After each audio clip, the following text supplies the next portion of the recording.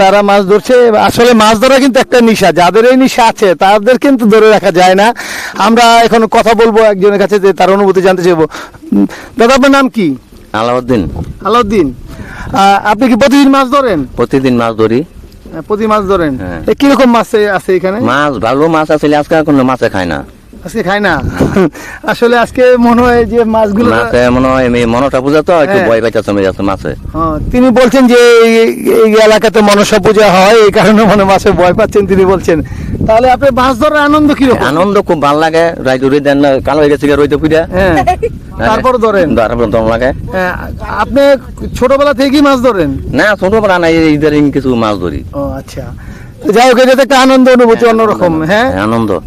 যখন নাকি যে বসিতে যখনই মাছ ওঠে তখন আনন্দ রাখে। সময় মনে করেন একটু আনন্দ হয়, তখন হিট করি মাছে।